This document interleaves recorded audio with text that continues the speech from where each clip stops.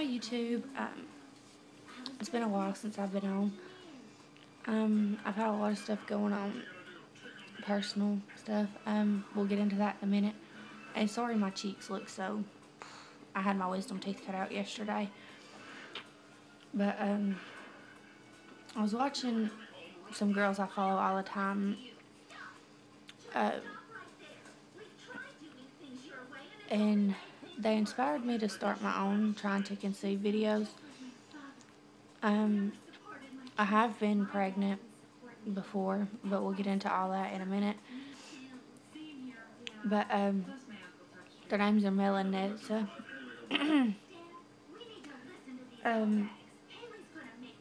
Sorry, my jaws are hurting some. But to start off with my trying to conceive videos, I'm going to give y'all a little back history of what has been going on where y'all aren't like lost. But I done a secrets video a while back, and in the secrets video it let everybody know that I do have PCOS and that I do have endometriosis.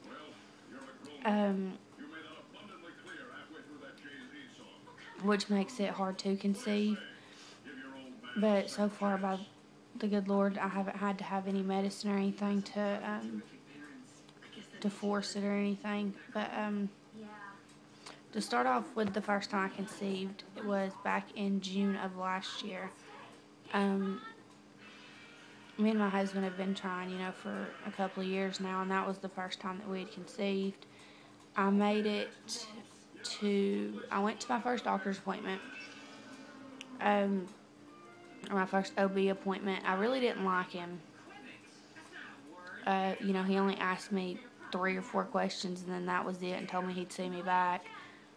I went in that Friday. That Saturday, I started bleeding, and that Sunday, the hospital confirmed that, I did have a miscarriage, and then following in that Monday, the doctor confirmed it for me.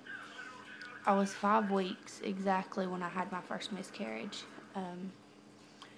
A miscarriage is not something that's very easy to get through, and it's not something that you can just look over.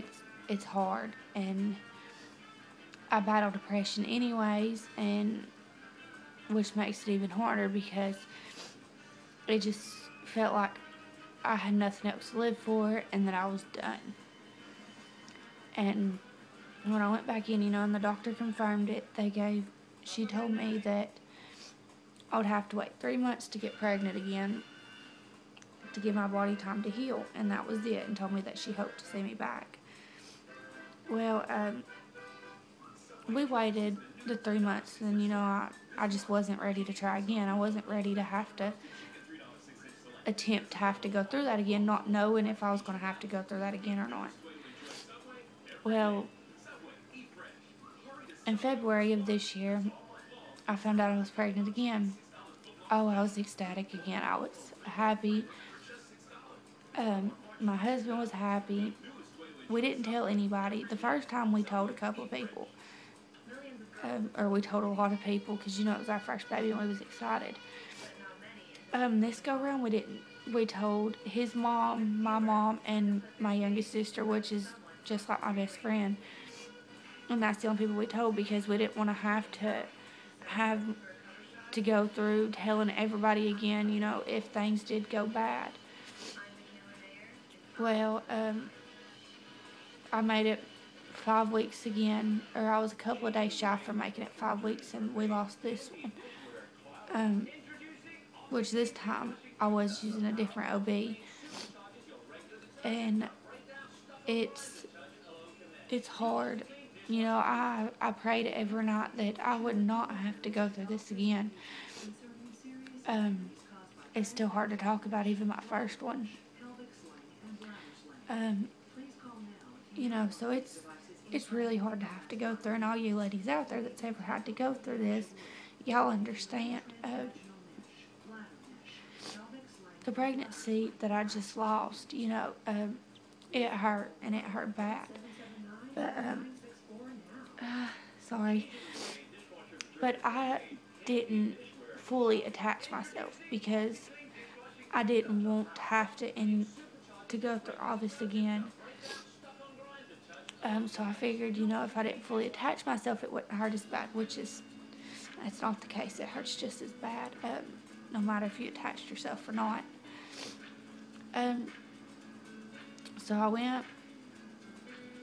I had an appointment that Monday to go to my OB this last pregnancy, and I didn't make it in there in time. I made it till that Saturday, and I started bleeding, and the emergency room confirmed that, I had lost the baby again. My HCG levels had dropped tremendously, which, it was by Monday when I went in there, they were completely gone. So, the doctor confirmed it again on Monday. They checked my HCG levels. She drew blood and checked that. She checked to make sure I didn't have a urine infection or anything like that, and she checked my progesterone levels, which all come back, normal. And then she gave me Sprintec, which is birth control for, the people who don't know what Sprintec is. And it's high in hormones, so she gave that to me and told me to take that for my first 3 months.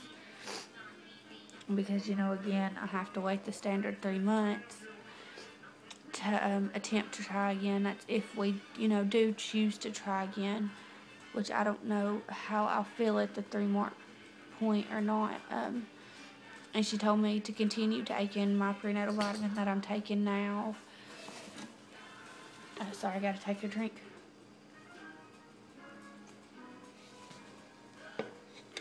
So, as of right now, I'm taking my birth control regularly. I'm taking my prenatal vitamins regularly.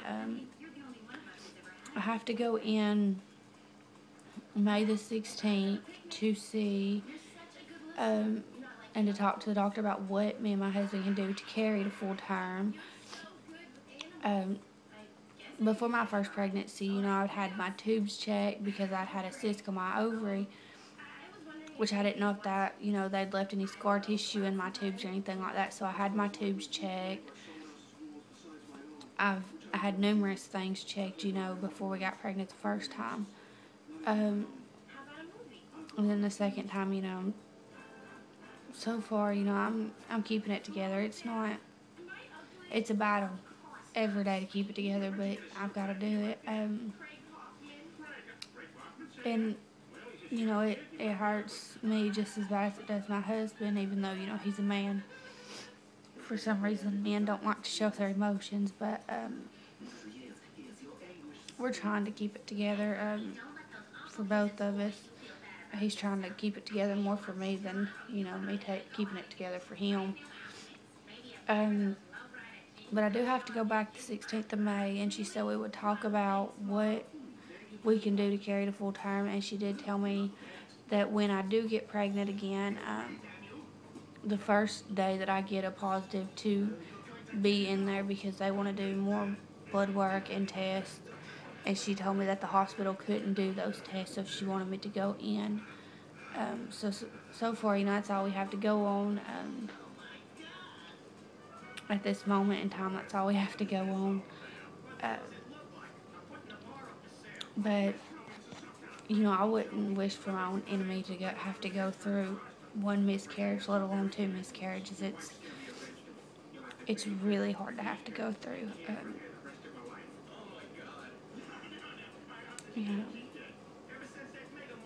It's really hard. I'm trying not to cry, but, it's still hard to talk about, even though, it's been a long time. My first due date for my first baby would have been February 16th. My second due date for the baby that we just lost would have been October 16th. So, it's still hard. And for the 16th of February, me and my husband, we celebrated for the first baby's loss, and we're gonna do something for, this baby's loss when its due date rolls around. And, that kind of helps me cope and deal with it along the ways.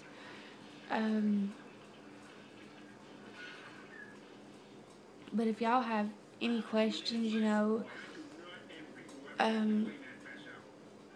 about miscarriages or anything, y'all can always write me on here or whatnot. My email address is on my YouTube channel, so y'all could always send me an email or something. Don't ever let people tell you that there's signs to a miscarriage. Some people, there are signs, but neither one of my pregnancies when I lost, I wasn't cramping. When I first started bleeding, I didn't hurt. Leading up to the miscarriage, it just hit me. The second miscarriage, I didn't hurt at all. I didn't cramp until right as I was passing the baby. I didn't bleed bad the second one. I did the first one though, but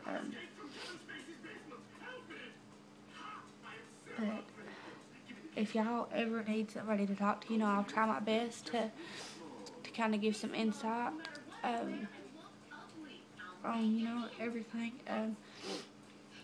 But I think that's all I have for now, and I'll regularly keep things posted, and then I'll start when me and my husband do, decide to try again. We'll post the pregnancy test and stuff, and this may be just me, but the first pregnancy we took the clear blue. It come up positive quick. It wasn't the digital clear blue. It was the one that has the plus sign on it. We took it. It come up positive. Which I did the first pregnancy. I tested the day of my missed period. The second pregnancy I tested 3 days before my missed period with a what was it? Or it was 2 days before my missed period with a first response, because they're supposed to be able to test 6 days up to your period. It come back negative. The following day, I went to the Dollar Tree, or the dollar store, got the cheap dollar ones. They come up positive. All of them did. So, my personal preference is I would not use the first response. It did not detect it on me. But yeah, the one that was supposed to detect 6 days earlier couldn't detect 2 days before I missed period, but the one that you're not supposed to take until your missed period detected 2 days before my missed period. But if y'all have any questions or anything, just let me know. I'll try to help, and I hope y'all enjoy this video, and I'll see y'all in my next one.